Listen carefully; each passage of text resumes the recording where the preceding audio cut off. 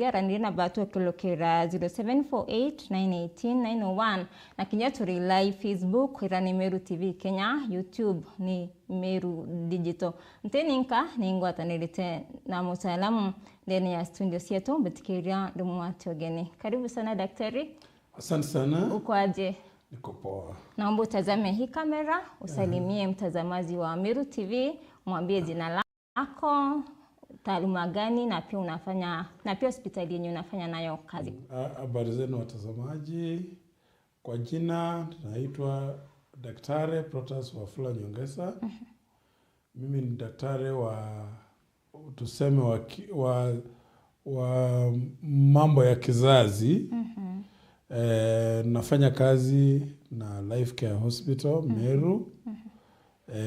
Sasa tukisema mambo ya kizazi, si ati kizazi ya wanawake peke yake, pia ni kizazi ya wanaume. So mimi ni daktari mtaalamu wa kuhusika na maneno yenye inahusika na mambo ya kizazi. Yes. Asante sana daktari, asante sana pia kwa kuja. Tukiingia kwenye mada yetu ya siku ya leo. Ovarian cyst ni nini? Now, watazamaji wetu mtanisamea, kuna maneno mengine yenye nitatumia Kiingereza na mengine nitatumia Kiswahili. Sasa ovarian cyst, yani the ovary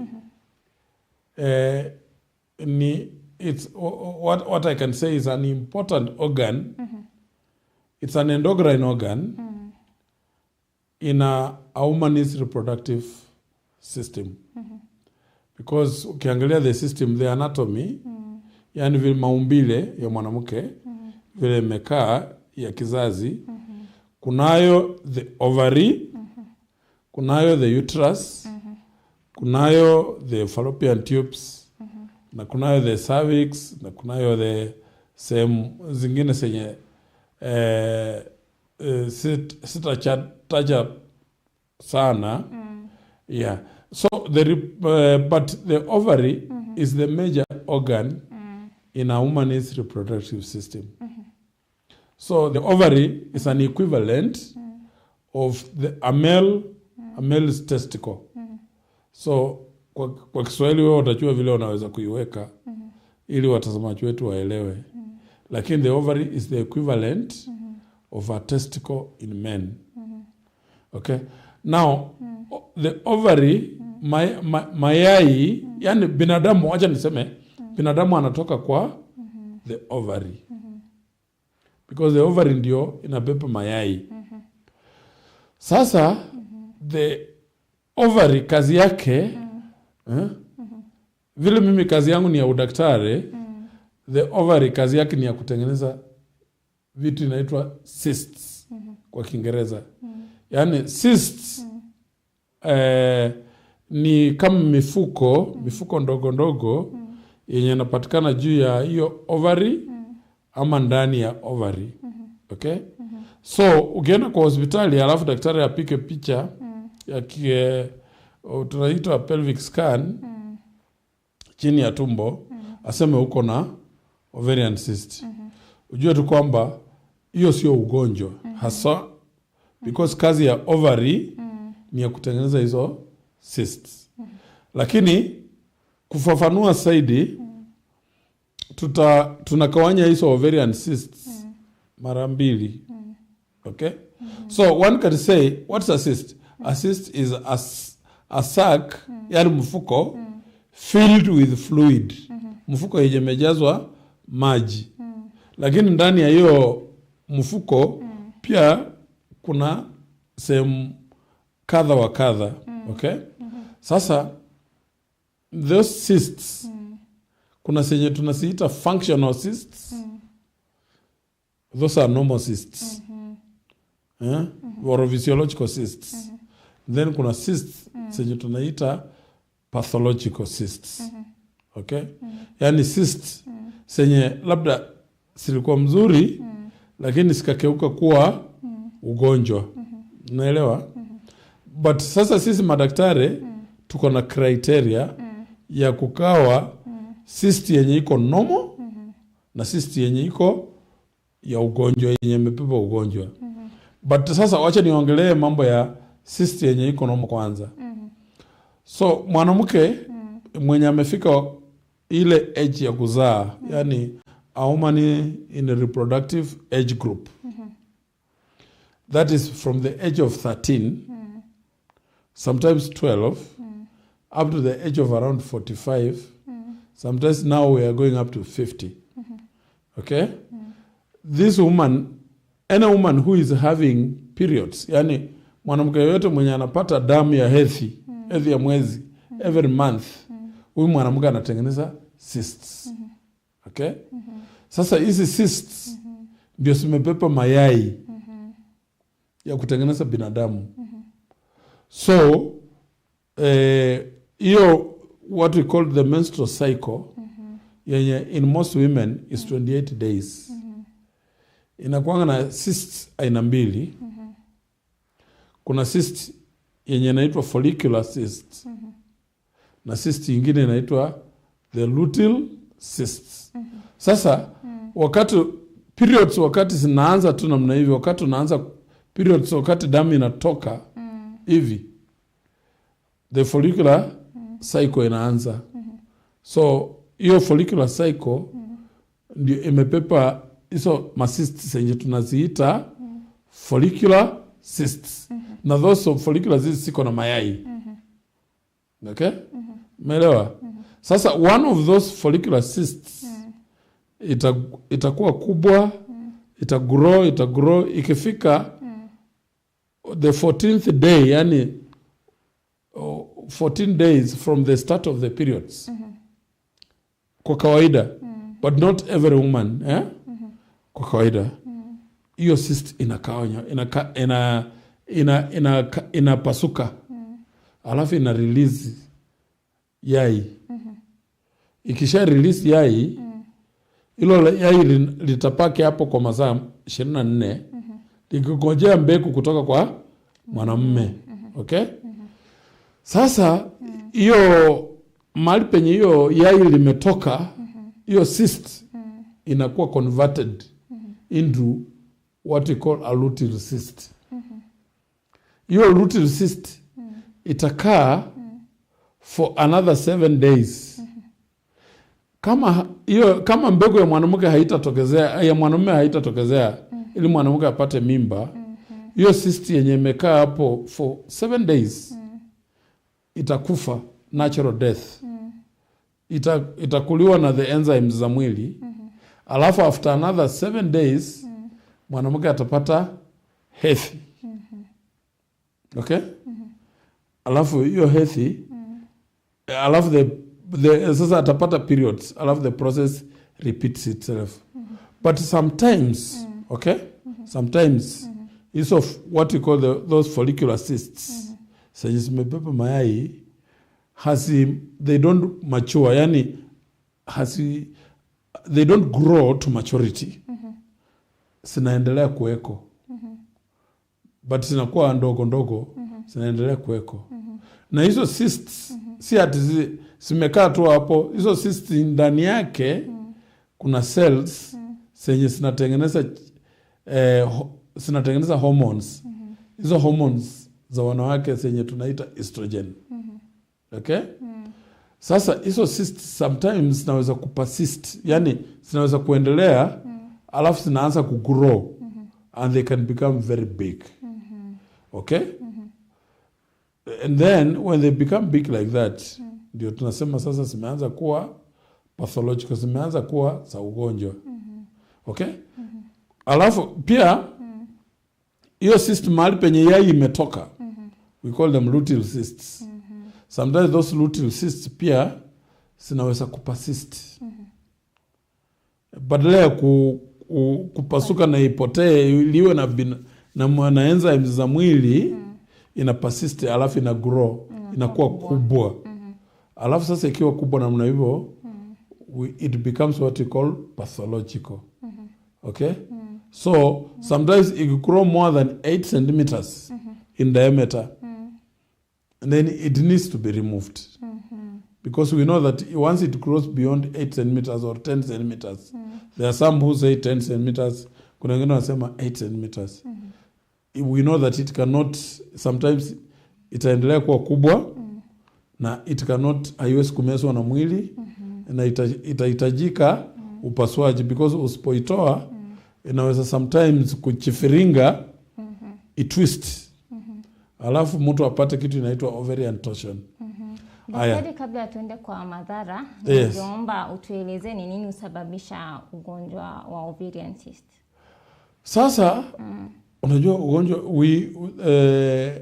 hakuna mtu mwenye anajua sababu gani hii cyst inaisha na sababu gani hii cyst ingine inaendelea. Okay? It just happens that you find one cyst inaisha na hiyo ingine inaendelea. Lakini what I'm talking about ni what we call the functional cysts. Sasa kuna cysts zingine zinaitwa pathological cysts. Yaani cysts zenye zimepepa ugonjwa. Because ovary ya mwanamke imekawanyika into sehemu mbili. Kuna sehemu inaitwa cortex, yaani the outer part, na kuna ingine inaitwa medulla, the inner part. But unapata kwamba kila sehemu iko na kazi yake yenye inafanya. Kila sehemu inatoa chemchemi yenye inaitwa hormones. So sometimes unapata kwamba ndani ya hiyo cortex kunaweza kuwa na cyst, kunaweza kuwa na ugonjwa yenye sometimes ni kwa sababu ya maumbile ya mtu mwenyewe, yani what we call it DNA, you know, chromosomal. Kwamba kuna nyama zingine zinatokezea huko ndani zenye zinakuwa kama cysts. Zinaanza kugrow bila kuwa controlled. Unajua cancer ni kitu yenye na grow bila kuwa controlled. Yani cells just grow without being controlled. So sometimes ndani ya hiyo cortex ama ndani ya hiyo medulla kwa hiyo ovary nyama inaweza kuanza kugrow bila kuwa controlled. Because the growth of any growth of a cell in a human being is supposed to be controlled. The growth is supposed to be controlled. And at times there is something we call programmed cell death. Kwa Kiingereza tunaitanga apoptosis. But sometimes this apoptosis does not take place, does not occur. Kwamba hii cell inatakana ikufi lakini haikufi. Sasa inaendelea kugrow. Inaendelea kudivide itself. Sasa hiyo ndio tunaita cancer. Sasa hiyo cancer inatokezea namna hivyo. Na sometimes hiyo cancer inatokezea kwa sababu ya maumbile katika kwa sababu binadamu anatokana na kitu inaitwa genes. Genes kiwa mingi siko kwa structure inaitwa chromosome. Sasa sometimes those chromosomes they undergo some form of differentiation. Instead of being controlled, sometimes that control ceases, yani it stops. Sasa hiyo control ikistop, unapata kwamba hizo cells zinaanza kugrow bila control na they grow very rapidly. So inside that ovary, you can get that sac yenye iko na maji ndani, na hizo cells zenye ziko hapo ndani they are not subjected to any control. Then they start growing rapidly. Sina grow rapidly. Alafu sasa zinakuwa kubwa. Sasa that's now what we call a pathological cyst. But sasa sisi madaktari, we have a way of knowing what is a simple cyst, which is functional, and what is a pathological cyst, which is complex. Sasa ukienda kwa daktari, alafu apike picha ya tumbo, aseme kwamba this cyst is complex. Inamaanisha kwamba ndani ya hiyo cyst ameona kuna nyama ndani. Unajua kwa cyst haitakani kuwa nyama ndani, what we call tissues. They are not supposed to be there. Inafaa kuwe na nini? Maji tu. Clear. Lakini sasa wakati anapika picha anakuambia hii cyst iko na nyama ndani. inamaanisha kwamba hiyo cyst is a complex cyst. Na hiyo cyst ikiwa complex na ni kubwa, that's a pathological cyst. And hiyo cyst inatakana itolewe. It should not continue being there. Because ikiendelea kuwa hapo, italeta kitu inaitwa ovarian cancer. Na ovarian cancer in Kenya, it's common, but sometimes tunaipata kama it's late. Kuna wanawake wengi sana wamekufa kwa sababu ya ovarian cancer. Siwezi kutaja majina kwa sababu sijaruhusiwa na familia zao kutaja majina. Lakini najua wengi wamekufa kwa sababu ya hiyo ovarian cancer. Na sometimes huwezi kujua kama uko na ovarian cancer. Lakini sometimes unaweza kukaa, mwanamke unakaa namna hivi, kama ulikuwa unavaa nguo ya kiuno 32, unavaa inaanza kuenlarge, unaona ni kama hiyo 32 haikutoshi. Naenda 34. Asante sana daktari. 36 haikutoshi. Karibu kabla tuende kwenye madhara ya ugonjwa wa ovarian cyst, ningependa tujue mgonjwa atajuaje niko na ovarian cyst kabla kuja hospitalini, ama anaweza kuwa na ovarian cyst? Okay, so, hiyo ni swali mzuri sana. Sometimes mwanamke anaweza kaa anaanza kusikia maumivu. Na maumivu hii sometimes inaanza kwa chini, yani mild, alafu inaendelea kuwa progressive. Yani maumivu inaanza kuwa kidogo kidogo, lakini inaendelea kuwa mingi. Hata kama amekaa tu anasikia uchungu. Ama akiwa na bwanake katika ile kitendo cha kizazi, yani ngono, anasikia maumivu. Hiyo ndio inafanyanga wanawake wanaenda hospitali. Wakati anakuja kwetu, asema anaumwa na tumbo ya chini, tunamwangalia, alafu tunamtuma aende afanye ultrasound, apige picha ya tumbo ya chini. Wakati anapiga picha, hiyo picha itatuonyesha chenye kinaendelea kwa hizo viungo za kizazi. What's going on kwa kizazi yenye anapepanga mtoto, ama kwa kizazi mahali mayai inatokezea. Sasa reporter mwenye amepiga hiyo picha, unajua tunaitanga sonographers, ama radiologist, okay? Radiologist atasema tunaona kuna cyst kadhaa kwa ovary, ama kuna cyst moja na ni kubwa, iko size hii, na ndani ya hiyo cyst kuna nyama. Sasa ukipata hiyo report kama hiyo, daktari mwenye anajua chenye anafanya, kama yeye sio gynecologist, atatuma huyu mama kwa gynecologist, kwa daktari mwenye anahusika na mambo ya kizazi. Akifika kwa hiyo daktari wa mambo ya kizazi, sometimes tunarudia hiyo picha tena kuhakikisha kwamba hii scan report ni ya ukweli. Tukishamaliza, tukipata hiyo, kuna chembe zingine zenye tunapima ndani ya damu. Tuhakikishe kwamba hizi chembe ziko normal. Kama haziko normal, kuna some other tests zenye tunaweza kufanya, kama MRI for example. Kuangalia hii nyama iko namna gani. Is it cancer? Is it not cancer? Na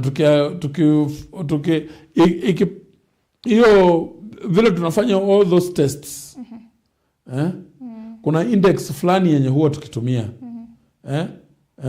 inaitwanga malignancy index. If it fulfills that, then huyu mwanamke anatakana afanywe nini? Upasuaji.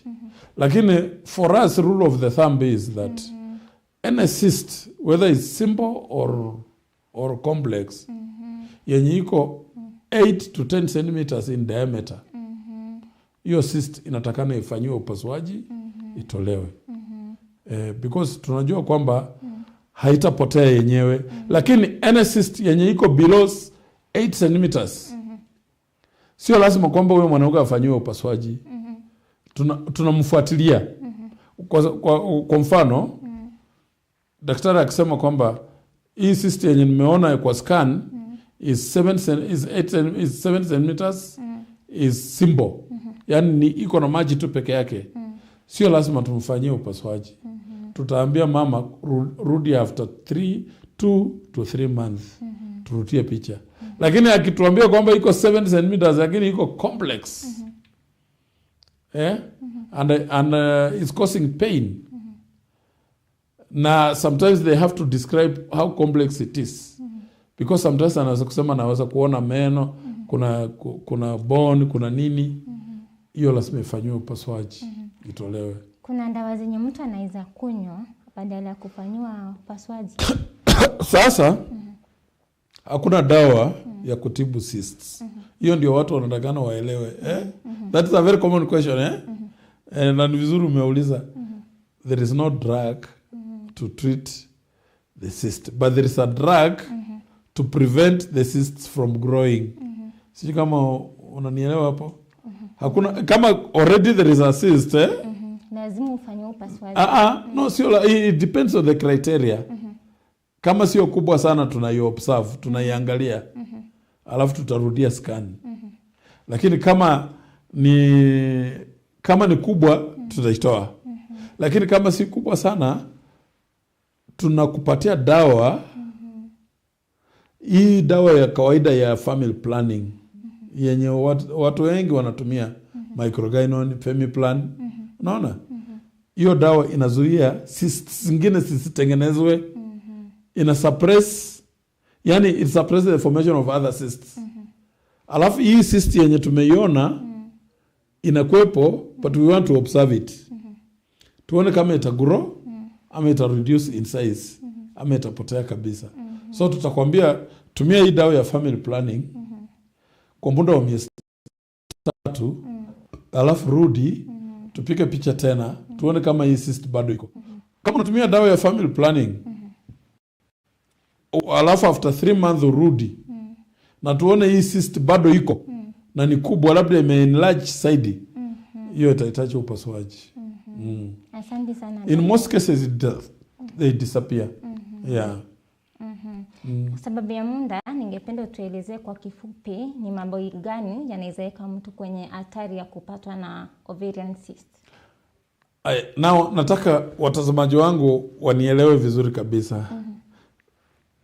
From the beginning nilisema kazi ya ovary ni ya kutengeneza cysts. Mwanamke mwenye yako katika ile age group ya kuzaa watoto mwenye hana cysts, huyo labda ni taza. Unajua mwanamke taza? Yana a woman who is infertile. Infertile mwenye hawezi kupata watoto. So every woman must have cysts. So you cannot prevent cysts. Because cysts ndio zimepepa mayai. Sasa kama huna cysts, hutakuwa na mayai. Umenielewa? Yes. So you must have those ovarian cysts. But vile nimesema kuna criteria. Okay? Ukianza kusikia uchungu kwa tumbo, utaenda kwa daktari. Daktari atapika picha. Ataangalia hiyo. Alafu akisema kwamba uko na cyst, ata-evaluate hiyo cyst. Ni which type of cyst it is. Is it a simple cyst? Ama is a pathological cyst? Na kama ni simple, how big is it? Is it more than 8 centimeters or less than 8 centimeters? If it's less than 8 centimeters, you don't take any action. Okay? You can give somebody dawa ya kusuppress other cysts from forming ili uchunguze hii cyst yenye iko. But if it's pathological, then it requires operation to remove it. Unaona? Yes. So there is that criteria, but you cannot stop cysts from forming in a woman who is in the reproductive age group. Because cysts are what makes a woman. Because those cysts, inside those cysts, kuna cells zenye zinatengeneza hormones. Those hormones are the ones which make a woman who she is. Unaona hii ngozi yake ikiwa ina metameta namna hivyo, ni kwa sababu ya hizo hormones zenye zinatoka kwa hiyo cyst. So you cannot prevent cysts from forming. It's not possible. Na cysts sio kila cyst yenye unaambiwa ni ugonjwa. The work of the ovary is to do what? Is to make cysts. Kazi ya ovary ni kutengeneza hiyo cysts. Na nadhani mnanielewa vizuri So ukienda upimwe alafu uambiwe uko na cyst, usitetemeke, uliza, peleka hiyo cyst, hiyo report ya scan mwenye alikutuma. Wewe mwenye alikutuma atakuwa kama yeye hajui, mwenye alikutuma hajui kuinterpret hiyo scan, atasema aenda ona daktari wa kizazi, kwa si ya gynecologist. Na gynecologist yeyote atakueleza kwamba hii cyst haina madhara yoyote, itaisha yenyewe, na zingine zitatogezea for as long as you are in reproductive age group. Even women who have gone beyond the reproductive age group, they also have cysts. Lakini hiyo cyst, yani those ones who are in the menopausal age group, wenye wamepita, wenye hawapati damu ya mwezi, maybe from 45, 50 years and above, they are not getting periods. But sometimes they also have cysts. So those cysts, one has to also categorize them. Is it a simple cyst? Is it a pathological cyst? And if it's a simple cyst, how big is it? It's a pathological cyst, anaanza kufanya kitu inaitwa malignancy index. Does it fit in that criteria ya kuwa malignant? Na hiyo inatakana itolewe immediately, because cancer ya kizazi ya ovary, it affects women who are postmenopausal more than those ones who are not menopausal. Okay? Nadhani mmenielewa. Asante sana daktari. Mwelekezi wangu ananiambia muda wetu umetupa kisogo. Naomba utuambie maneno yako ya mwisho tukimalizia. Okay, mimi napatikana kwa hospitali inaitwa Life Care Hospital Meru. Ukitaka kuona daktari wa kizazi, tunapatikana kila mahali. Ukitaka kuniona, niko katika hiyo hospitali ya private ya Life Care, na tutakuhudumia vizuri sana. Na ukienda hospitali uambiwe kwamba uko na ovarian cyst, tafadhali usipobaike, kuja kwetu, tutakueleza vizuri. Yes. Life Care iko side gani? Life Care iko hapo Makutano. Makutano, Meru Makutano. Hapo kwa hiyo diversion ya kwenda Maua na kwenda Nanyuki. Hapo. Labda unaweza tutia namba zenu za simu? Tutamueleza namba yangu ya simu. Ni unaweza kuandika chini. Namba yangu ya simu ni 0720 475980. Naomba urudie. 0720 475980. Alafu nimekuja na mwenzangu mwenye anauzikanga sana na hii mambo ya kuchukua contact za wagonjwa, anaitwa Derek Mainge. Nao huyo ndio mnatakana mtumie zaidi, kwa sababu sometimes mimi niko very busy, siwezi kujua hiyo simu. Lakini mwenye anaitwa Derek Mainge, namba yake ni 0710 416 650. Umeipata? Unaweza kuichukua tena 0710 416 650. Anaitwa Derek Mainge. Yeye ndiye ukipigia yeye simu, mwambie uko na hii na hii na hii, yeye ndiye ataleta wewe kwangu. Sometimes I'm very busy, I'm not able to answer the phones. Yes. Shukrani sana daktari kwa kuja. Asante. Wa Meru TV ntukorware onotwekira katanta twatanire kiumia twitite bitawa Tiri Mbabu.